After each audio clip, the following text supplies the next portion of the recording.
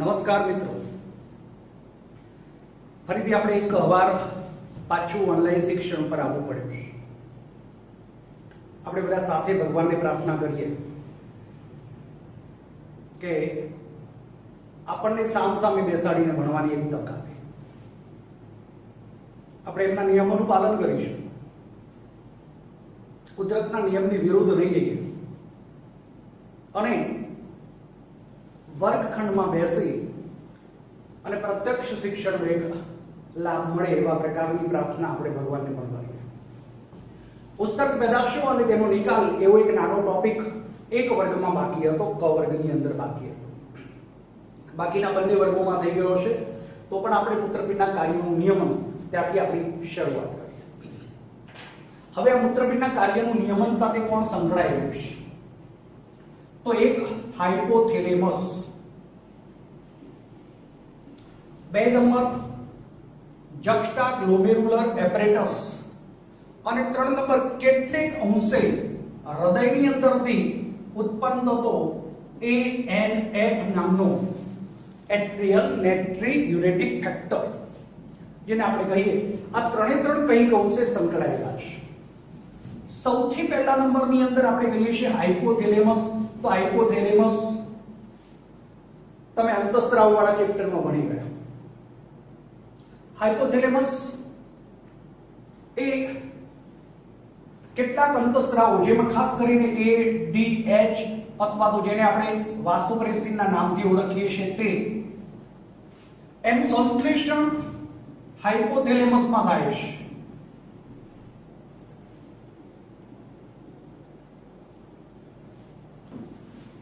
જ્યારે એનો સ્ત્રાવ અને સંગ્રહ અને સ્ત્રાવ માટે કોણ જવાબદાર છે? તો પશ્ય પિટ્યુટરી ગ્રંથિ જવાબદાર છે. આપણને ખબર છે, યાની કે ન્યુરોહાઇપોફાઇસિસ. આટલી આપણને તમે ભણી ગયેલા અંતઃસ્ત્રાવ વાળા ચેપ્ટરની ખબર છે.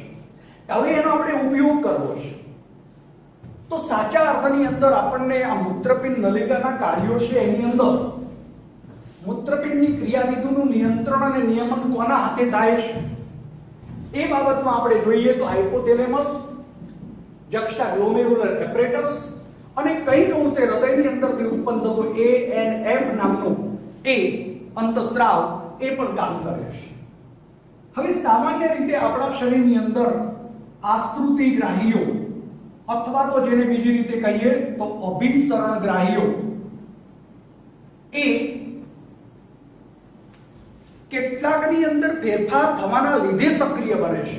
જેમ કે રુધિર કદ, દેહ જળ કદ અને આયનિક સાંદ્રતા, એની અંદર ફેરફાર થવાના લીધે ફેરફારથી આ આસ્તુતિગ્રાહીઓ છે, આસ્તુતિગ્રાહીઓ ક્રિયાશીલ બને છે, યાને કે સક્રિય બને છે. આમ આસ્તુતિગ્રાહીઓ સક્રિય બનવા માટે રુધિરનું કદ, દેહ જળનું કદ અથવા તો આયનિક સાંદ્રતાની અંદર ફેરફાર થાય છે. યાને કે આપણું શરીર વધારે પડતું પાણી ગુમાવે, આપણા શરીરની અંદરથી આ બધામાંથી પાણીનું પ્રમાણ ઘટે તો અભિસરણગ્રાહીઓ એક્ટિવ બને અને એને કારણે આપણા શરીરમાં કાં તો પાણીની ઉણપ પૂરી કરવા માટેના પ્રયત્નો શરૂ થાય, અંદર આંતરિક પરિબળો અથવા તો બાહ્ય પરિબળો, બાહ્ય બહારની બાજુએથી પાણી ગમે તે રીતે લેવાની એક પ્રક્રિયા પણ કરવી પડે. તો પહેલી મહત્વની બાબત છે, આંતરિક બાબત આપણે જોઈએ છે કે ત્યાં નિયમન નિયંત્રણ કેવી રીતે થાય છે. અને એટલા માટે મૂત્રપિંડના કાર્યોના નિયમનની અંદર આપણે આ સાંકળી લઈએ છીએ. કારણ કે ગારણ છે, ગારણની અંદર વધુ ને વધુ પાણી બહાર જતું રહે તો પછી આ આસ્તુતિગ્રાહીઓ સક્રિય બને. એટલે એમાંથી કેમ કરીને પાણી એનું પુનઃશોષણ થાય એ પ્રક્રિયા આપણે વિચારીએ છીએ. તો રુધિર કદ, દેહજળ કદ અને આયનિક સાંદ્રતાની અંદર ફેરફાર થવાની આ પ્રક્રિયા માટે હવે આ ન્યુરોહાઇપોફાઇસિસ એની અંદર, યાની કે પશ્ય પિટ્યુટરી ગ્રંથિની અંદર સંગ્રહાયેલો છે, એને મુક્ત કરવાનું કામ એ કોણ કરે? તો હાઇપોથેલેમસ નામનો ગ્રંથિ છે એ આ ન્યુરોહાઇપોફાઇસિસ ની અંદર સંગ્રહાયેલો જે એડીએચ છે અથવા તો વાસોપ્રેસિન અથવા વેસોપ્રેસિન કહીએ છીએ એને મુક્ત કરવા માટેની ક્રિયા કરે છે. અને આ મુક્ત કરે તો એ મુક્ત જેવો થશે કે તરત જ મૂત્રપિંડ નલિકાના પશ્ય ભાગે અથવા તો પશ્ય ભાગમાંથી પાણીના પુનઃ શોષણની સુવિધા પૂરી પાડે. યાની કે મૂત્રપિંડ નલિકાના પશ્ય ભાગની અંદર છેક સંગ્રહણ નલિકાની નજીકની અંદર આવેલો છે ડીસીટી, એની અંદર વધારે પાણી ના જતું રહે એટલા માટે શું કરવામાં આવે, ત્યાંથી પાણીના પુનઃ અભિશોષણની સુવિધા પૂરી પાડે. અને જો એ સુવિધાને કારણે જો પાણીનું પુનઃ શોષણ થાય તો એ શાનું કદ વધારે, તો રુધિરનું કદ અથવા દેહજળ કદ વધારે. આ રુધિર જળ અથવા દેહ જળ કદની અંદર વધારો થાય એટલે ઓટોમેટિક આ આશ્રુતિગ્રાહીઓ છે, આશ્રુતિગ્રાહીઓ શું થઈ જાય, નિષ્ક્રિય બની જાય. આશ્રુતિગ્રાહીઓ નિષ્ક્રિય બની જાય એટલે એને હવે શું થાય, પાણીની જરૂરિયાત હવે ઓછી થઈ ગઈ અથવા તો બંધ થઈ ગઈ, માટે આશ્રુતિગ્રાહીઓ નિષ્ક્રિય બની ગયા. માટે પ્રતિપોષી નિયમનની પ્રક્રિયાને આધારે આ એડીએચ નામનો અંતઃસ્રાવ છે એ એડીએચ નામના અંતઃસ્રાવને ઉત્પન્ન કરવાની પ્રક્રિયા બંધ કરવી પડે. એટલે જો આશ્રુતિગ્રાહીઓ નિષ્ક્રિય બન્યા, શા માટે, પાણીનું પુનઃ શોષણ થયું, યાની કે મૂત્ર વૃદ્ધિ અટકી ગઈ. અને મૂત્ર વૃદ્ધિ અટકી ગઈ એટલે પ્રતિપોષી નિયમનની પ્રક્રિયામાં એડીએચ નામનો અંતઃસ્રાવ જે ઉત્પન્ન થયો હતો એને હવે જરૂરિયાત નથી. એટલે એડીએચ ના ઉત્પાદનને શું કરવું પડે, બંધ કરવું પડે. અને જો એડીએચ ના ઉત્પાદનના કાર્યને બંધ કરવું હોય તો એ બંધ થશે એટલે ઓટોમેટિક આપણા શરીરની અંદર પાણીનું યોગ્ય પ્રમાણ જળવાઈ રહ્યું હોય, એને કારણે એ મુક્તિને અવરોધવાની પ્રક્રિયા કરવી પડે. આ સિવાય પણ એડીએચ બીજું એક કાર્ય કરે છે. અને એડીએચ નું બીજું કાર્ય છે કે એડીએચ એ રુધિર કેશિકા ગુચ્છની જે રુધિર વાહિનીઓ છે એ રુધિર વાહિનીઓ અથવા તો રુધિર કેશિકાઓ છે એ રુધિર કેશિકાઓ એના સંકોચન ની અસર દ્વારા એની સંકોચનની અસર થાય. એની સંકોચનની અસર દ્વારા જીએફ રેટ એ વધારે છે. આમ એડીએચ નામનો અંતઃસ્રાવ રુધિર કેશિકા ગુચ્છની રુધિર વાહિનીઓના સંકોચનની અસર દ્વારા રુધિરનું દબાણ વધારે, યાની કે રુધિર વાહિનીનું સંકોચન થાય, રુધિરનું દબાણ વધે એટલે ગ્લોમેરુલર ફિલ્ટ્રેશન રેટ છે એ વધી જાય. આમ જીએફ વધારવાની પ્રક્રિયા છે એ વધારવાની પ્રક્રિયા પણ આના લીધે શક્ય બને છે. તો પહેલો નંબર છે એ હાઇપોથેલેમસ એના અંતઃસ્રાવની વાત છે. હવે બીજો નંબર છે એનું નામ છે જક્સ્ટા ગ્લોમેરુલર એપરેટસ, યાની કે જક્સ્ટા ગ્લોમેરુલર ઉપકરણની વાત આપણે કરવી છે. ચાલો હવે બીજી વાત કરીએ. હાઇપોથેલેમસ જે રીતે સંકળાયેલું છે એ રીતે એડીએચ પણ વાસ્તોપ્રેસિનની વાતને આપણે સાંકળી લીધી. બીજું હવે આપણે જોવું છે એ જક્સ્ટા ગ્લોમેરુલર એપરેટસ. આપણે આકૃતિ દોરી અને સમજાવેલું છે તમને કે આ મૂત્રપિંડ છે એ મૂત્રપિંડ એની અંદર આવેલી આ નલિકા, આ નલિકાની અંદર આ નિકટવર્તી પૂંછડું, એમાં દૂરસ્થ પૂંછડું, આ દૂરસ્થ પૂંછડાની અંદર આવા કેટલાક કોષો એ રૂપાંતરિત કોષો, આ રૂપાંતરિત કોષો અને આ અંદરની તરફ દાખલ થયેલી જેને આપણે કહીએ અંતર્વાહી મૂત્રપિંડ ધમનિકા અથવા અંતર્વાહી ધમનિકા, આ જે કોષો છે એને કહેવાય જક્સ્ટા ગ્લોમેરુલર સેલ અને આ સંયુક્ત રચનાને કહેવાય જે ઉપકરણ, જક્સ્ટા ગ્લોમેરુલર એપરેટસ. આ વાત આપણે અગાઉ કરેલી છે એટલા માટે મેં થોડીક જુદી આકૃતિ દોરી આપી તમને. તો જક્સ્ટા ગ્લોમેરુલર એપરેટસ એ પણ આ મૂત્રપિંડના કાર્યના નિયમન સાથે સંકળાયેલું છે.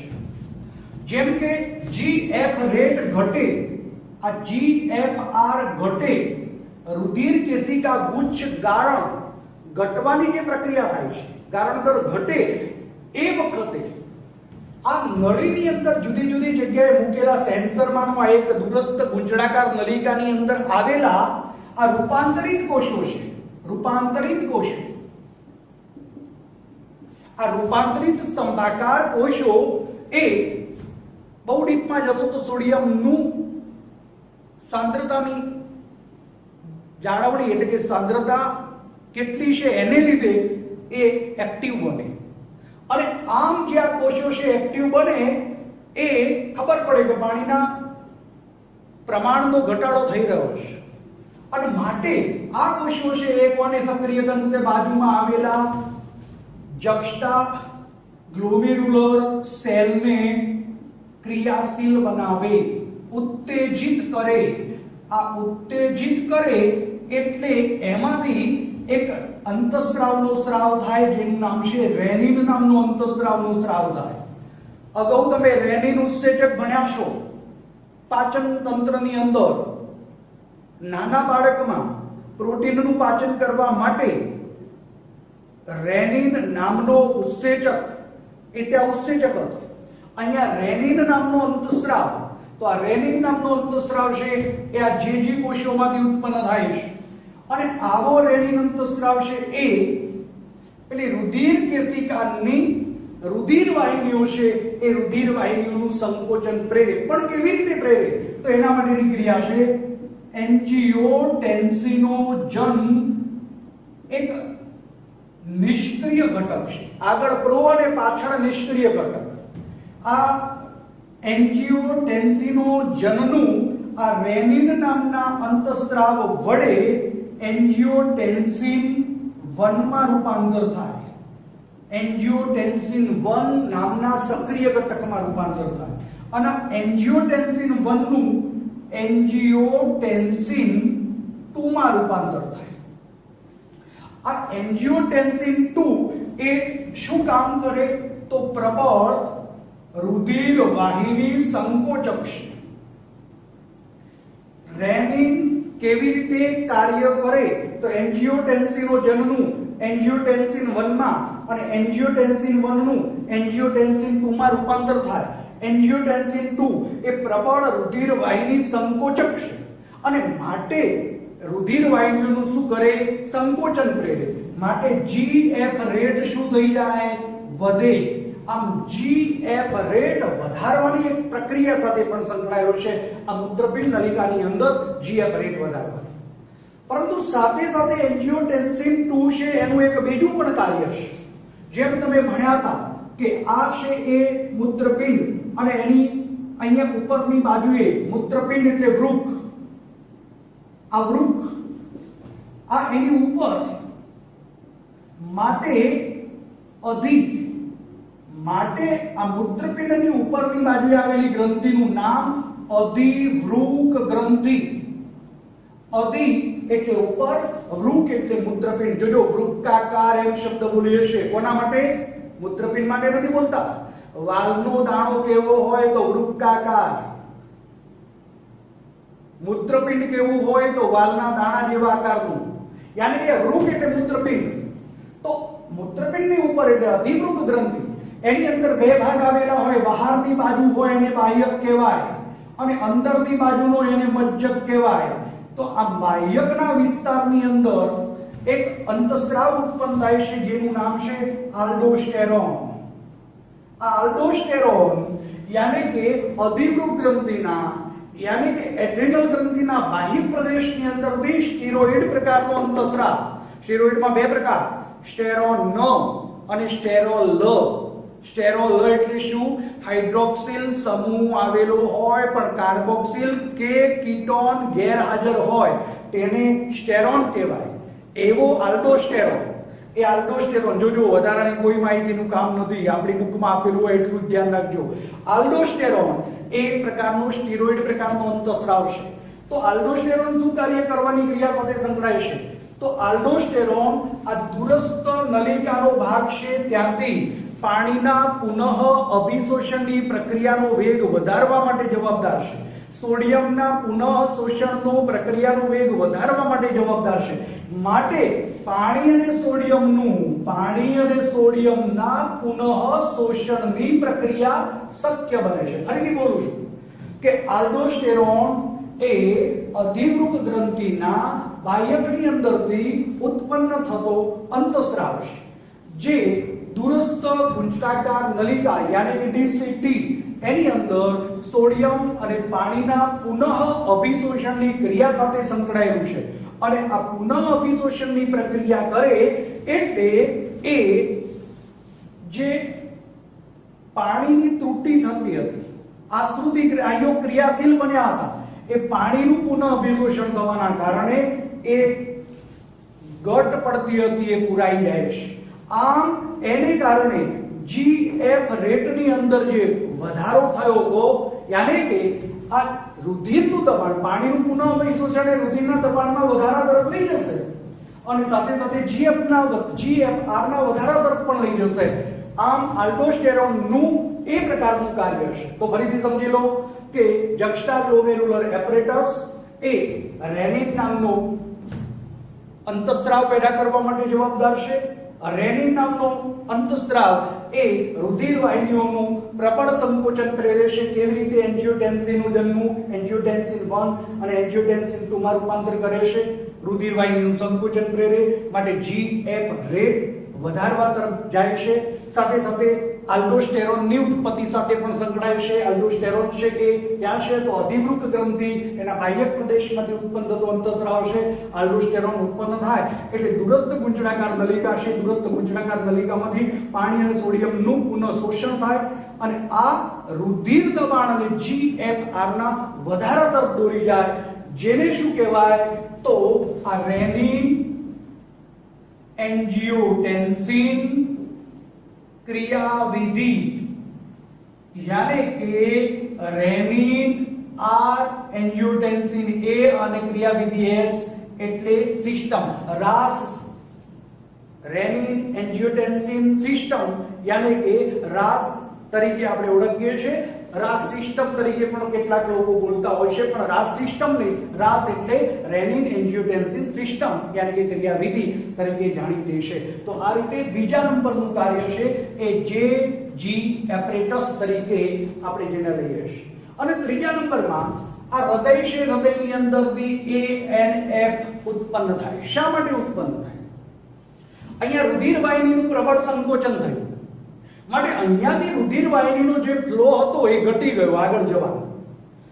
એટલે હૃદયની અંદરથી આ હૃદય છે એ હૃદયની અંદરથી આપણે બધા જાણીએ છીએ કે 1/5 ભાગનું રુધિર છે, 1/5 ભાગનું એ ક્યાં જાય છે? મૂત્રપિંડની અંદર જાય છે. તો એ અહીંયા 1/5 ભાગના વિસ્તારની અંદર આ રુધિર વાહિનીઓનું સંકોચન થાય એટલે એટલો ભાગ અહીંયા શું થઈ જાય? ભરાઈ જાય. માટે હૃદયની કર્ણકની દિવાલ ઉપર દબાણ ઉત્પન્ન થાય અને હૃદયની કર્ણકની દિવાલ ઉપર દબાણ ઉત્પન્ન થાય એટલે એમાંથી એટ્રિયલ નેટ્રિયુરેટિક ફેક્ટર ઉત્પન્ન થાય. ક્યાંથી ઉત્પન્ન થયો? હૃદયમાંથી, કર્ણકની દિવાલમાંથી. એટ્રિયલ કર્ણક નેટ્રિયુરેટિક ફેક્ટર એ કર્ણકની દિવાલમાંથી ઉત્પન્ન થાય. સીધે સીધો અંતઃસ્રાવ ક્યાં ભળે? તો રુધિરમાં ભળે. આ રુધિરમાંથી આ ભળેલો છે એ ક્યાં આવે? તો જ્યાં રુધિર વાહિનીનું સંકોચન થયું હતું ત્યાં આવે. આ રુધિર વાહિનીનું જે સંકોચન થયું હતું એના ઉપર શું અસર કરે? તો એનું શિથિલન કરી નાખે, એને પહોળી કરી નાખે.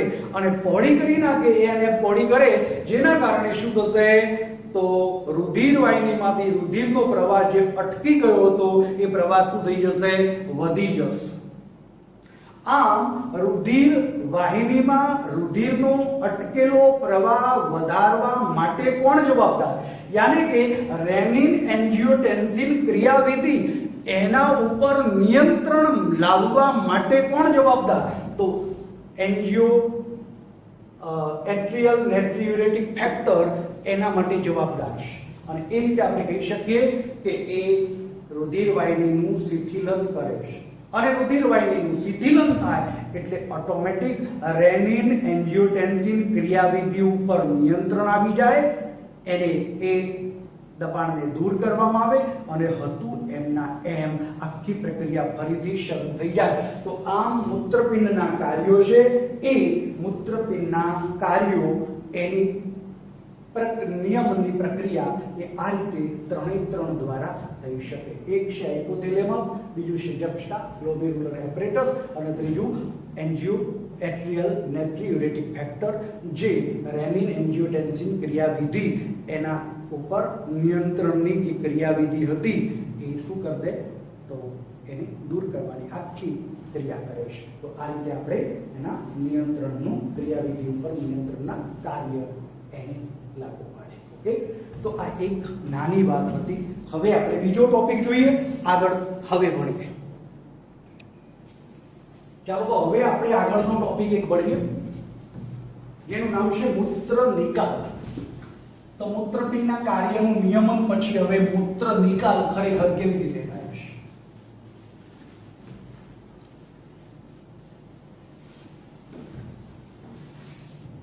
તો ભણીએ મૂત્ર નિકાલ.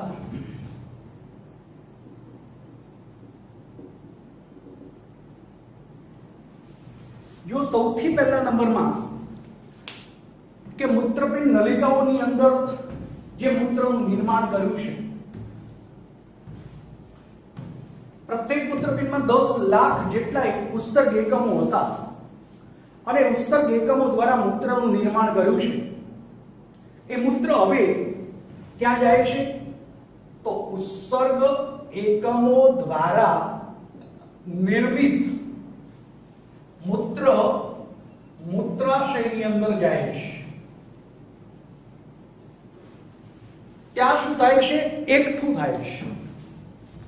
તો આપણને પ્રશ્ન થાય કે આ મૂત્રાશયની અંદર ક્યાં સુધી એકઠું થાય? તો જ્યાં સુધી સેન્ટ્રલ નર્વસ સિસ્ટમ છે એમાંથી મુક્ત થવા માટેના ઐચ્છિક સંકેતો મળે ત્યાં સુધી. યાની કે ઐચ્છિક સંકેતો મળે ત્યાં સુધી એ સંગ્રહ પામે અને જ્યારે ઐચ્છિક સંકેતો પ્રાપ્ત થાય એટલે એને મુક્ત કરવાની ક્રિયા યાની કે નિકાલ કરવાની ક્રિયામાંથી પસાર થવું પડે. એટલે સેન્ટ્રલ નર્વસ સિસ્ટમ મધ્યસ્થ ચેતાતંત્રના ઐચ્છિક સંકેતો મળે ત્યાં સુધી સંગ્રહ પામે છે. આ સંગ્રહ પામવાનું કામ ત્યાં સુધી થાય. આ સંકેતો ક્યારે મળે? તો મૂત્રાશયની અંદર મૂત્રાશયમાં મૂત્ર ભરાઈ જાય એટલા માટે એની દિવાલ છે, દિવાલ એની અંદર ખેંચાણગ્રાહીઓ આવેલા હોય. આ ખેંચાણગ્રાહીઓ છે એ ખેંચાણગ્રાહી કોષોના કારણે ઉત્પન્ન થતા પ્રત્યુત્તરથી સંકેતો છે એ CNS માં મોકલાય, યાની કે મધ્યસ્થ ચેતાતંત્રમાં મોકલાય અને ત્યારથી CNS આદેશ આપે કોને? મૂત્રાશયના સ્નાયુઓને. આ મૂત્રાશયના સ્નાયુઓ, હવે આપણને એમ પ્રશ્ન થાય કે આવી રીતે આપણે અહીંયાથી આપણે આ એક દોર્યું હતું, અહીંયા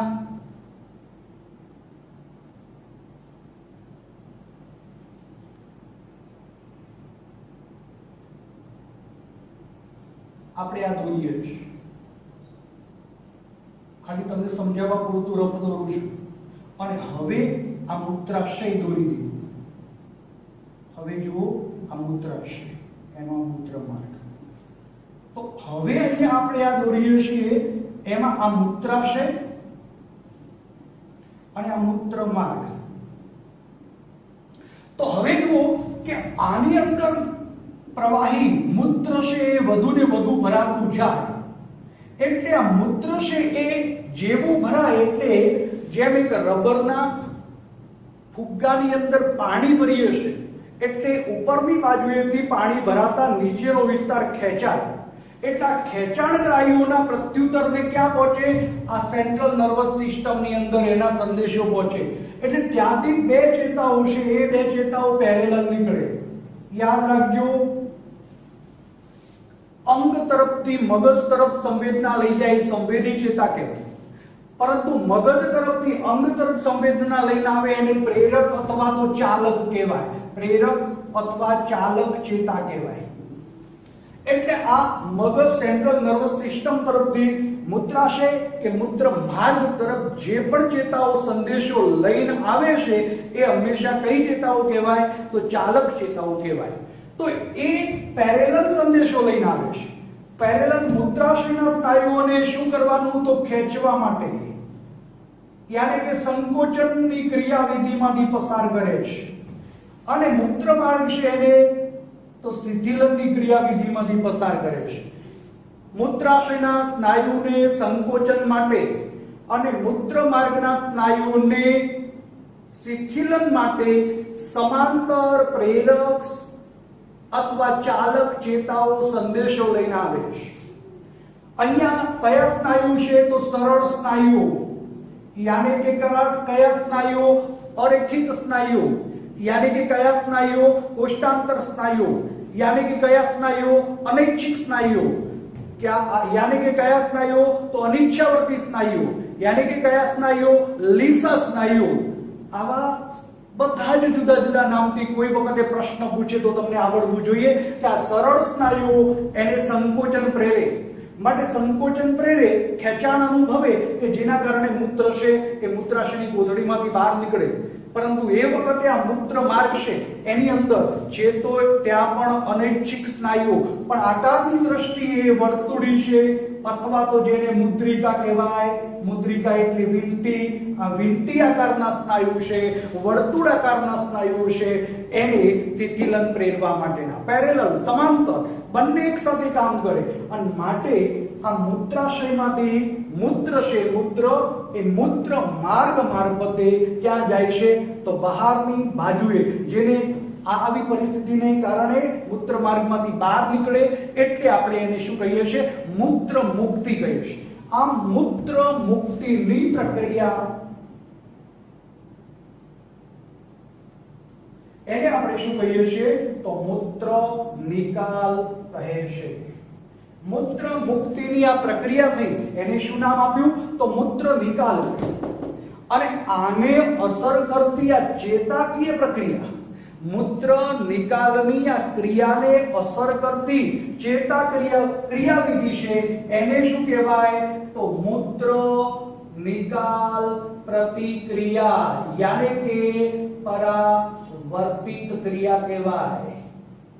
મગજના ઈચ્છિત કેન્દ્રોની જાણ બહાર અનૈચ્છિક રીતે પ્રતિચાર આપવાની ક્રિયા એને આપણે કહીએ છીએ પરાવર્તી ક્રિયા. તો આવી પ્રક્રિયા પેરેલલ સેન્ટ્રલ નર્વસ સિસ્ટમની અંદર બે સમાંતર સંદેશા આવ્યા મૂત્રાશયના સ્નાયુઓને અને મૂત્રમાર્ગના સ્નાયુઓને, માટે મૂત્ર માર્ગમાંથી મૂત્ર મુક્ત થયું જેને આપણે મૂત્ર નિકાલ કહ્યું. અને આ મૂત્ર નિકાલની પ્રક્રિયા છે એ જે ચેતાકીય પ્રક્રિયાઓ દ્વારા થયું એને મૂત્ર નિકાલ પ્રતિક્રિયા, યાની કે મૂત્ર નિકાલની પરાવર્તિત ક્રિયા. આમ મૂત્ર આપણે એમ કહીએ કે તરત જ ત્વરિત ગતિથી મુક્ત થાય છે તો એવું નથી, પરંતુ મૂત્રાશયની કોથળીની અંદર ટીમ્પે ટીમ્પે ભરાયેલું મૂત્ર, મૂત્રાશયની કોથળીની અંદર આવેલા કોષો, ખેંચાણગ્રાહી કોષો, એનો સંદેશો સીએનએસ માં જાય. એટલે સીએનએસ છે એ સીએનએસ એ સંદેશો કોને આપે છે? તો મૂત્રાશયના સરળ સ્નાયુ અને મૂત્ર માર્ગના વર્તુળી સ્નાયુઓને સમાંતર રીતે એ સંદેશો આપે.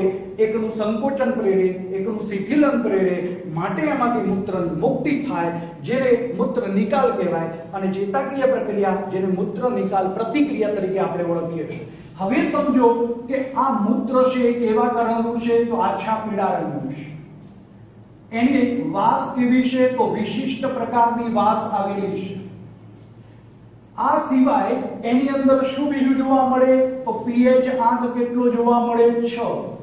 પીએચ આંક આપણે અગાઉ પણ કહેલું છે, પાવર ઓફ હાઇડ્રોનિયમ આયન અથવા હાઇડ્રોજન આયન કહીએ છીએ આપણે. આપેલા જલીય દ્રાવણમાં H3O+ આયનની સાંદ્રતાના 10 ના પાયાના ઋણ લઘુગુણકને pH કહેવાય. 7 કરતા ઓછું માટે એને શું કહેવાય?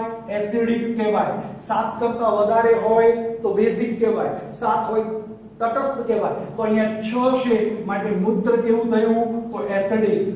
માટે મૂત્રની અંદર ભૂરું લિટમસ પત્ર હોય એ ભૂરું લિટમસ પત્ર કેવું થાય?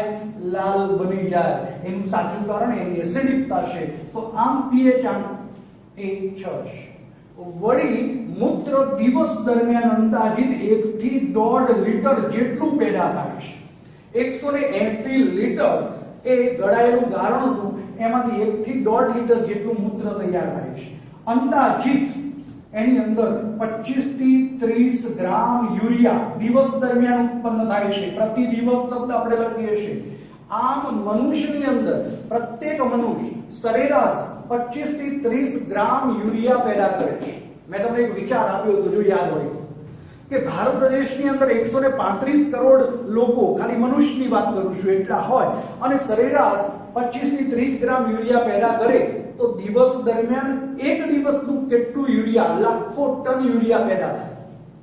અને ભવિષ્યની અંદર આપણા કારખાનાઓમાંથી યુરિયાના બનાવતા કારખાનાઓમાંથી જો મુક્તિ મેળવવી હશે તો આ એક બેસ્ટ ઉપાય છે. એવું પણ મેં તમને યાદ અપાવ્યું હતું, જો યાદ હોય તો. ભવિષ્યમાં મોટા થાવ અને કોઈ આવો પ્રોજેક્ટ હાથ ધરો તો એ પણ એક ખૂબ પ્રદૂષણ મુક્ત ભારત કરવા માટેનો એક સરસ પ્રોજેક્ટ છે. મેં ફક્ત મનુષ્યની વાત કરી છે. એવા પશુપાલનના ધંધામાં હજારોની સંખ્યામાં પ્રાણીઓ પણ આ બાબતમાં ઉપયોગી નીવડે તો આપણે પ્રદૂષણ મુક્ત ભારત બનાવવાની અંદર આ એક આપણા મૂત્રપિંડનો યુરિયા ઉત્પન્ન કરવાનો એક વિચાર છે, એને પણ નજરઅંદાજ ન કરી શકીએ.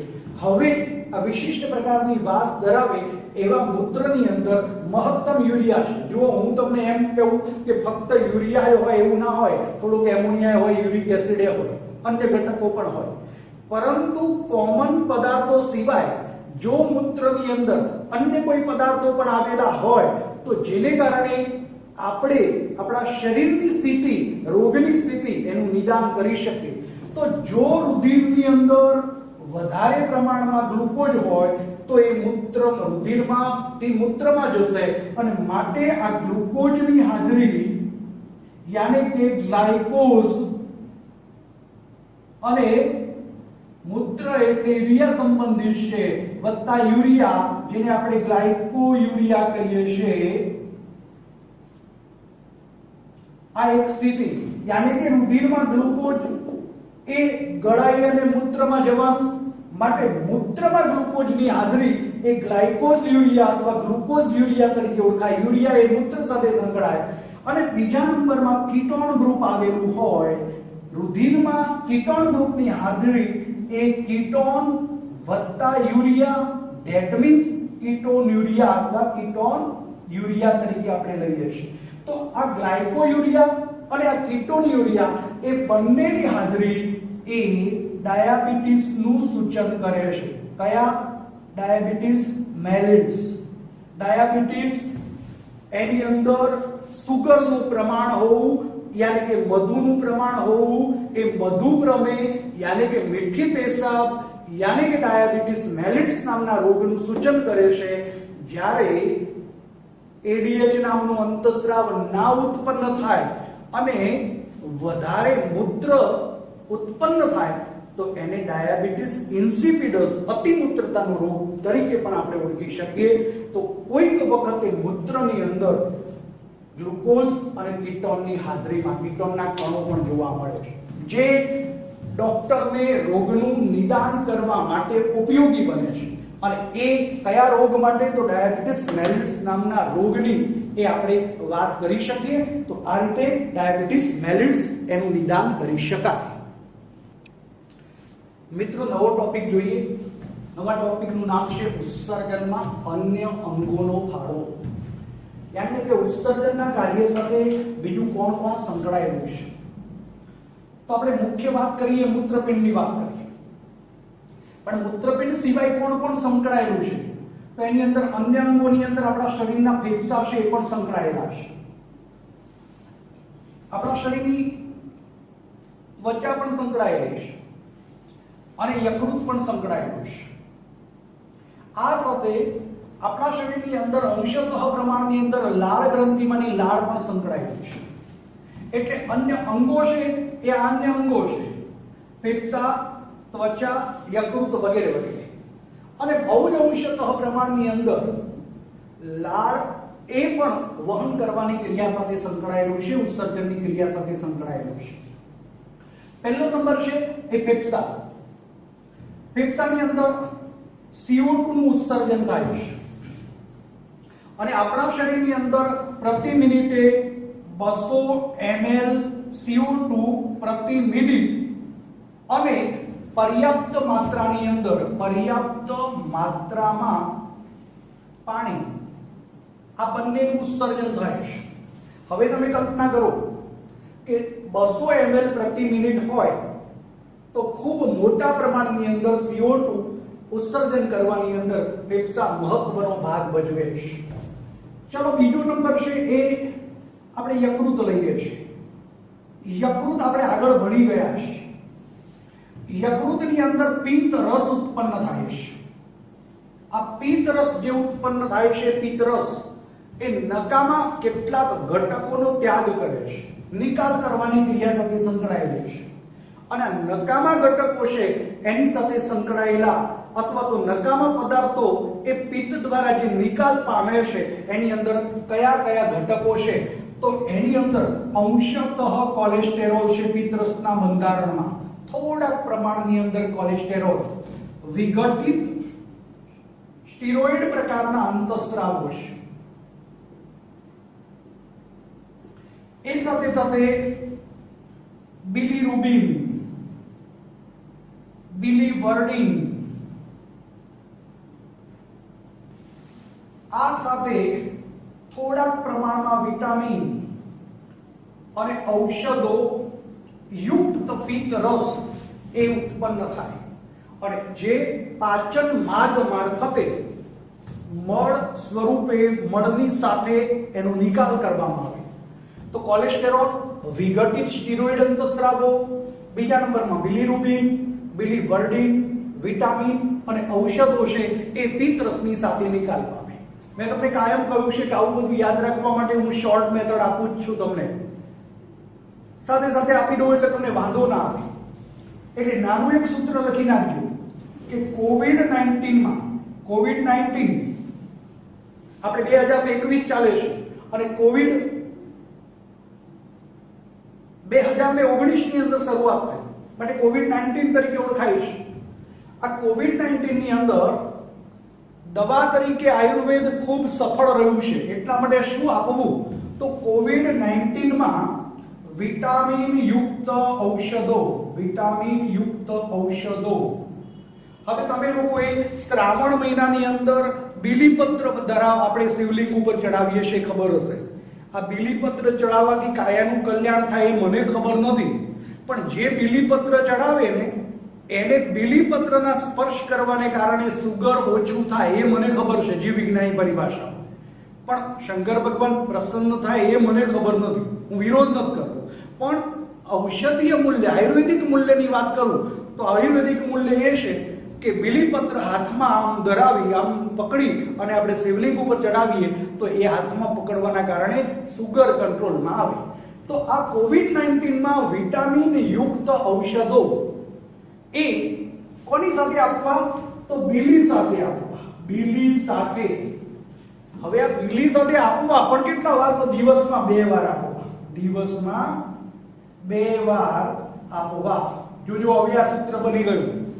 કોવિડ-19 માં યાની કે કોલેસ્ટેરોલ, આ વી એટલે વિઘટિત સ્ટીરોઇડ, ત્રીજા નંબરમાં વિટામિન, ચોથા નંબરમાં ઔષધો, પાંચમા નંબરની અંદર બીલી સાથે 2 આપવા, 2 વાર આપવા. એટલે 2 વાર બીલી, તો બિલિવર્ડિન અને બિલિરુબિન, એવા 2 વખતે બીલી શબ્દ આવે એટલે બીલી સાથે 2 વાર આપવા. તો થઈ ગયું ક્યાં કે યકૃતના પિત્તરસના બંધારણમાં કોલેસ્ટેરોલ, વિઘટિત સ્ટીરોઇડ અંતઃસ્રાવો, વિટામિન, ઔષધો, બિલિરુબિન, બિલિવર્ડિન એ બધા પિત્તરસની અંદર આવે અને પિત્તરસ દ્વારા એનો નિકાલ થાય. તો આમ લખી લેજો તમે તમારી રીતે વિડિયો પોઝ કરી અને લખી લેજો. ચલો નેક્સ્ટ ત્વચા, ચામડી. આ ચામડીની અંદર શું આવેલું હોય? તો ચામડીની અંદર પરસેવા માટે પ્રસ્વેદ ગ્રંથિ અને બીજા નંબરમાં સિગ્ન ગ્રંથિઓ, જેને આપણે સિબેસિયસ ગ્લેન્ડ કહીએ છીએ. આમ બંને આવેલું છે. આ જે પ્રસ્વેદ ગ્રંથિઓ યાની કે સ્વેટ ગ્લેન્ડ, યાની કે આ પ્રસ્વેદ ગ્રંથિઓ છે એ પરસેવો ઉત્પન્ન કરે છે.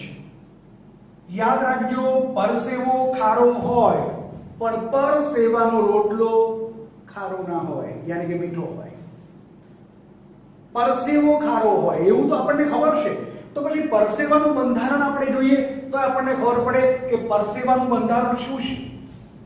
તો મને એક પિક્ચર યાદ આવે છે, જો તમે લોકોએ જોયું હશે અથવા તો સાંભળ્યું હશે કે એક માંજી એની પત્નીને દવાખાને લઈ જવા માટે પર્વત એ નડતર રૂપ બન્યો અને એની પત્ની મૃત્યુ પામી. પછી એવું નક્કી કર્યું કે મારે એકલે હાથે આ ગામને દુઃખ ના પડે, રસ્તો સરળ થઈ જાય એટલે પથ્થર ખોદી, પર્વત ખોદી અને રસ્તો બનાવો. તો બસ દિવસ દરમિયાન એકલો આમ કામ કરે અને એમ કરતા કરતા એને જે દિવસે રસ્તો બનાવ્યો એના આત્માને શાંતિ મળી, એને સંપૂર્ણ રીતે શાંતિ મળી, એની પત્નીના આત્માને શાંતિ મળી એમ કહીએ તો વધારે સાચું. તો એને સંતોષ થયો, કાર્ય કર્યો. તો એને કેટલો પરસેવો પાડ્યો. એટલે આપણે કહીએ કે જીતેન માંજી અથવા તો માંજી, આપણે એકલા સીધું રાખીએ ને કે માંજીના પરસેવાથી મીઠા યુરિયાનું લેક યાની કે તળાવ બન્યું. જોજો, સમજો. પેલા માંજીએ જે પર્વત તોડ્યો, માંજીના પરસેવાથી એટલે પરસેવાના બંધારણમાં મીઠું NaCl, યુરિયા કંઈક અંશે થોડાક પ્રમાણમાં યુરિયા અને લેક એટલે લેક્ટિક એસિડ. આ લેક્ટિક એસિડ આમ પરસેવાનું બંધારણ થયું NaCl, થોડાક પ્રમાણમાં યુરિયા અને લેક્ટિક એસિડ. શું કામ યાદ રાખવા? એક વખત યાદ રાખો, બે વખતે મનન કરી દો, એક વખતે રાત્રે જમતી વખતે કે પેલા માંજી હતો એનું, તો એના પરસેવાથી તો મીઠા યુરિયાનું તળાવ ભરાયું. તળાવ એટલે લેક. અને એમ કરતા પછી આખી જિંદગી શું કામ યાદ રાખવું પડે? આ પરસેવાનું બંધારણ થઈ ગયું. પરસેવો શા માટે થાય છે? તો જ્યારે પરસેવો થાય છે ત્યારે આપણી આ શરીરની સપાટી છે એ ગરમ થઈ ગઈ હોય તો એ ઠંડી કરવા માટે, તો પરસેવાનું મહત્વનું કાર્ય છે એ શરીરની સપાટીને ઠંડી પાડવા માટેનું એક મહત્વનું કાર્ય છે. હવે બીજા નંબરની અંદર કે આ પરસેવો છે એના સિવાય સિબેસિયસ ગ્લેન્ડમાંથી સીબમ નીકળે છે. આ સીબમ એટલે સિગ્ન ગ્રંથિની અંદરથી નીકળતું ચીકણું પ્રવાહી સીબમ. તો આ સીબમ છે એ કયા પ્રકારનું છે? તો એ પણ છે હાઈ સ્ટેરોલ મીણ છે. સીબમ એ હાઈ સ્ટેરોલ મીણ છે. આવું સૂત્ર બનાવી દીધું. યાની કે સિબેસિયસ ગ્લેન્ડની અંદરથી સિગ્ન ગ્રંથિની અંદરથી નીકળતું ચીકણું પ્રવાહી, એમાંથી બંધારણમાં તપાસો તો હાઇડ્રોકાર્બન જોવા મળે, બીજા નંબરમાં સ્ટેરોલ જોવા મળે અને ત્રીજા નંબરમાં મીણ જોવા મળે. આમ હાઇડ્રોકાર્બન, સ્ટેરોલ અને મીણ આ સીબમ સ્વરૂપે એ સિબેસિયસ ગ્લેન્ડમાંથી નિકાલ કરવાની પ્રક્રિયા થાય છે. અને છેલ્લા નંબરની અંદર આપણા શરીરમાં લાળ રસનો સ્રાવ થાય છે. મુખમાંથી શરૂઆત થાય છે અને લાળ ગ્રંથિઓની જે સંખ્યા આપણે ભણ્યા હતા એમાંથી ઉત્પન્ન થતો લાળ રસનો સ્રાવ એક અંશતઃ પ્રમાણમાં નાઇટ્રોજન યુક્ત અશુદ્ધિઓનો થોડાક પ્રમાણમાં નિકાલ કરે છે. આમ નાઇટ્રોજન યુક્ત અશુદ્ધિઓનો નિકાલ કરવા માટે કોણ જવાબદાર છે? તો લાળ કહીએ. તો આમ ઉત્સર્જનની બાબતની અંદર અન્ય અંગોમાં ફેફસા એ 200 ml પ્રતિ મિનિટ એ CO2 નો ત્યાગ કરે છે અને પર્યાપ્ત માત્રામાં પાણીનો ત્યાગ કરે છે. પિત્તરસની અંદરથી COVID-19 માં વિટામિન ઔષધો બીલી સાથે દિવસમાં 2 વાર આપવા, યાની કે કોલેસ્ટેરોલ, વિઘટિત સ્ટીરોઇડ અંતસ્રાવો, વિટામિન ઔષધો અને બિલિરુબિન અને બિલિવર્ડિન એ પિત્તરસની સાથે મળ દ્વારા નિકાલ કરવામાં આવે છે. સાથે સાથે પ્રસ્વેદ ગ્રંથિની અંદરથી થોડાક પ્રમાણની અંદર ચામડી દ્વારા જે પ્રસ્રાવ દૂર કરવામાં આવે છે એ અંશતઃ યુરિયા NaCl અને લેક્ટિક એસિડ એના બંધારણમાં છે શરીરની સપાટીને ઠંડી કરવા માટે, અને સાથે સાથે સિબેસિયસ ગ્લેન્ડમાંથી શીઘ્ર ગ્રંથિની અંદરથી સીબમ નીકળે છે એ હાઈ સ્ટેરોલ મીણ યાની કે હાઇડ્રોકાર્બન, સ્ટેરોલ અને મીણનું બંધારણ તમને ખબર છે.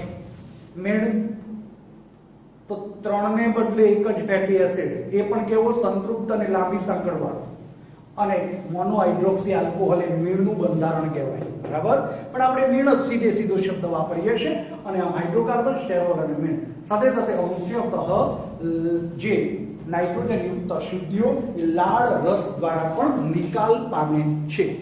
ઓકે, ચાલો મિત્રો તો આગળ વધીએ. નવો ટોપિક છે ઉત્સર્જન તંત્રની અનિયમિતતાઓ. હવે આ ઉત્સર્જન તંત્રની અનિયમિતતાઓ ક્યારે શરૂ થાય? જો આવી આકૃતિ કોઈ આપણને આપેલી નથી, મેં ફક્ત તમને સમજાવવા માટે વળી તમારો સમય ન બગડે એટલે એકચ્યુઅલી દોરી દીધી. 5 મિનિટ દોરાવવામાં ખોટો સમય ન બગાડો. તો આ થઈ ગઈ ઉત્સર્જન તંત્રની અનિયમિતતાની અંદર શું પહેલું કે જ્યારે પણ આપણા મૂત્રપિંડની અંદર કોઈક પ્રકારની ખામી સર્જાય, કોઈ અનિયમિતતા સર્જાય, તો રુધિરમાં આવેલી અશુદ્ધિઓ છે એનું મૂત્રપિંડની અંદર ગાળણ ના થાય, એટલે રુધિરમાં યુરિયાનું પ્રમાણ વધી જાય. આમ રુધિરમાં યુરિયાનું વધતું પ્રમાણ એ રોગજનક સ્થિતિનું નિર્માણ કરે છે. રુધિરમાં યુરિયાના વધેલા પ્રમાણને લીધે યુરેમિયા સર્જાય છે. આ યુરેમિયાની સ્થિતિ છે, યુરેમિયાની સ્થિતિ એ મૂત્રપિંડ ફેલ્યોર સ્થિતિ લઈ આવે છે. જ્યારે મૂત્રપિંડ કામ જ નથી કરતા તો તમારે કૃત્રિમ રીતે મૂત્રપિંડનો આશરો લેવો પડે, જેને આપણે કહીએ છીએ હિમોડાયાલિસિસની ક્રિયા. આ હિમોડાયાલિસિસની ક્રિયા યાની કે કૃત્રિમ મૂત્રપિંડમાંથી રુધિરને પસાર કરવાની ક્રિયા કેવી રીતે કરવી પડે? તો અહીંયા એક એકમ દોર્યો છે, કૃત્રિમ મૂત્રપિંડનો એકમ છે. આપણા શરીરની અંદરથી આપણને અનુકૂળ પડે એવી એક ધમનીમાંથી રુધિર વાહિની જેમ ધમનીની અંદર મૂત્રપિંડમાં લઈ જાય, એમ અહીંયા ધમનીમાંથી આ કૃત્રિમ મૂત્રપિંડના એકમની અંદર રુધિર બહાર કાઢવામાં આવે. યાદ રાખો કે આપણા શરીરમાંથી રુધિર બહાર કાઢવામાં આવે એટલે રુધિર જામી જવાની પ્રક્રિયા થાય. આવું ન થાય એટલા માટે આ રુધિર બહાર કાઢીને આમાં નાખતા પહેલા આ એકમની અંદર એટલે કે હિમોડાયાલાઇઝર એકમ છે, કૃત્રિમ મૂત્રપિંડનો આ એકમ છે, એની અંદર શું નાખવાનું? તો હિપેરિન નાખવું પડે.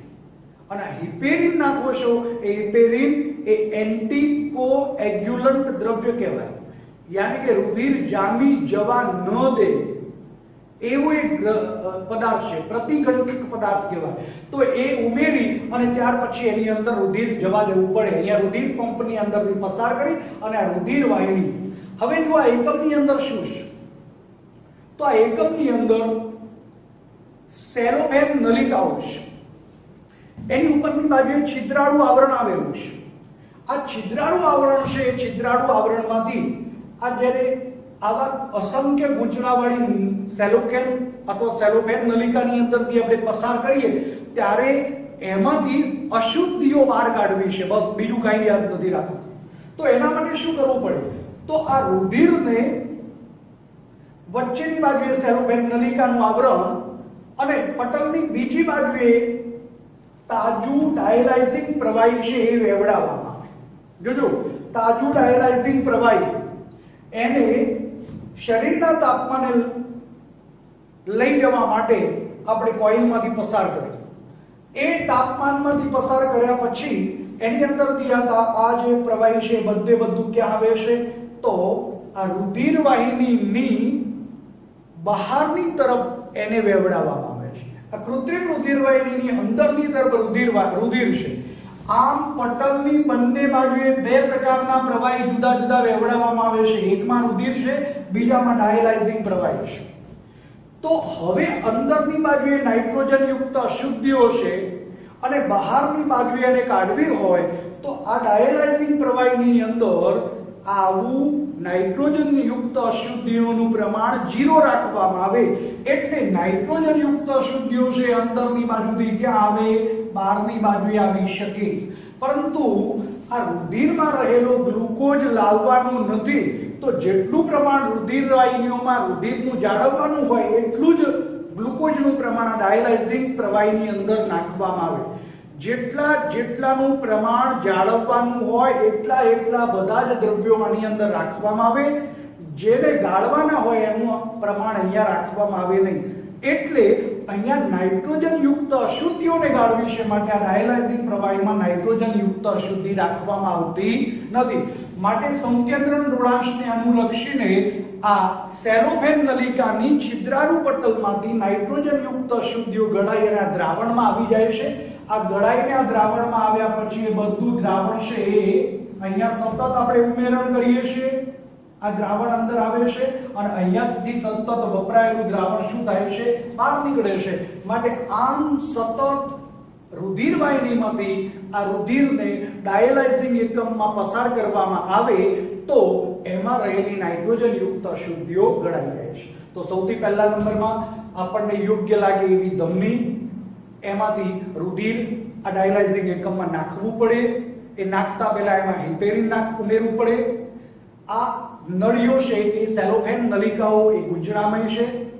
એની બહારની બાજુએ ડાયાલાઇઝિંગ પ્રવાહી, આ ડાયાલાઇઝિંગ પ્રવાહી બનાવતી વખતે જેનું પ્રમાણ જાળવી રાખવાનું હોય રુધિરમાં એનું પ્રમાણ એટલું જ રાખવામાં આવે અને જેને ગાળવાનું હોય એનું પ્રમાણ શૂન્ય રાખવામાં આવે. અને આમ શૂન્ય પ્રમાણ રાખ્યું એનો મતલબ થયો કે ગાળવા માટે નાઇટ્રોજન યુક્ત અશુદ્ધિઓ છે એ ગળાઈ અને ક્યાં આવશે?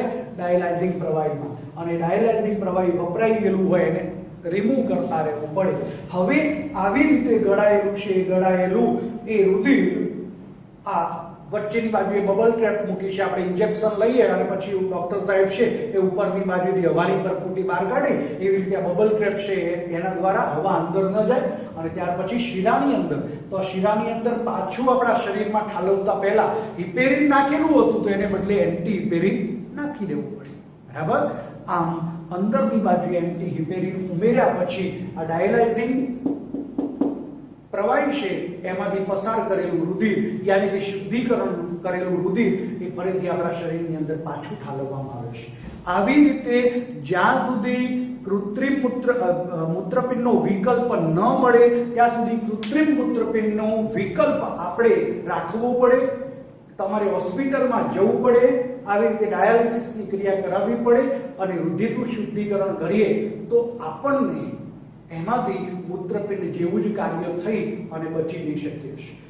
હજારો લોકો માટે આ આશીર્વાદરૂપ એક પ્રક્રિયા છે અને જેના દ્વારા લોકોનું જીવન બચી જઈ શકે છે.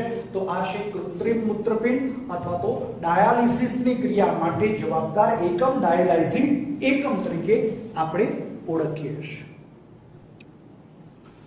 હવે જુઓ, મૂત્રપિંડ એની નિષ્ફળતાને દૂર કરવા માટેનો એક ઉપાય છે, અંતિમ ઉપાય. આ તો આપણે વચગાળાનો એક ઉપાય કયો હતો, ડાયાલાઇઝિંગ એકમ અથવા તો કૃત્રિમ મૂત્રપિંડ.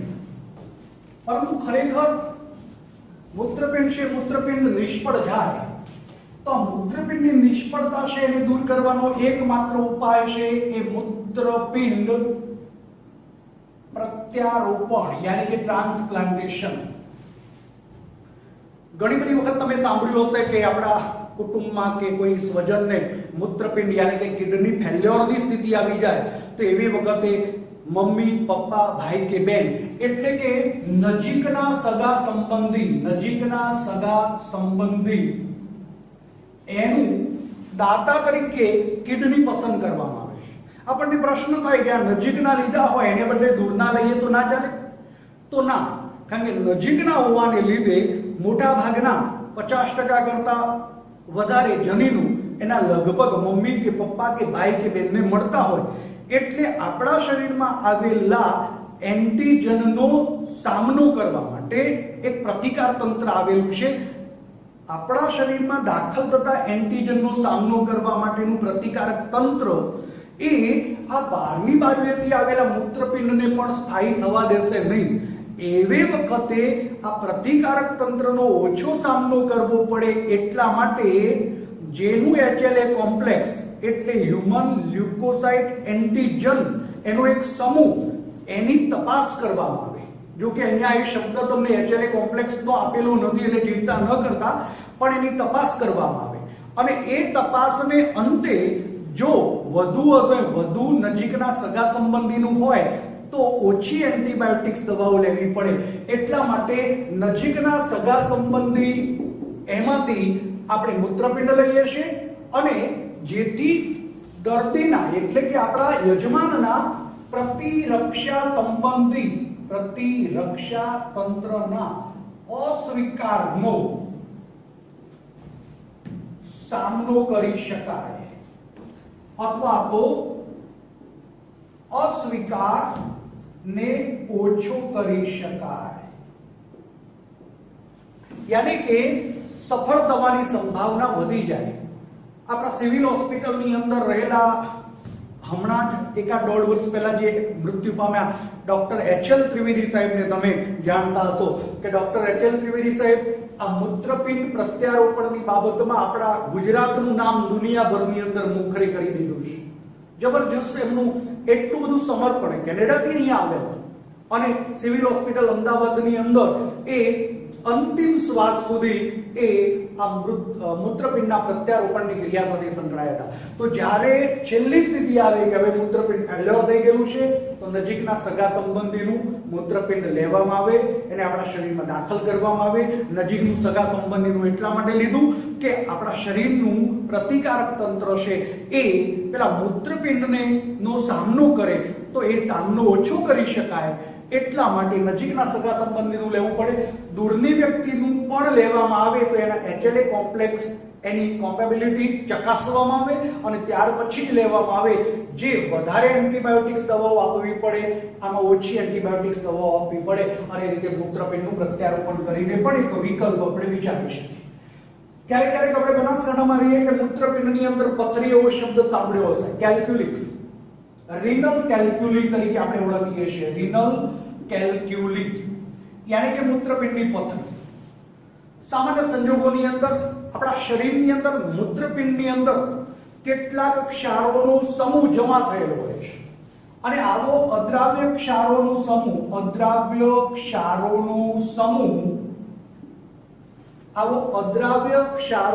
સમૂહ એકઠો થાય જે પથરી તરીકે ઓળખાય છે.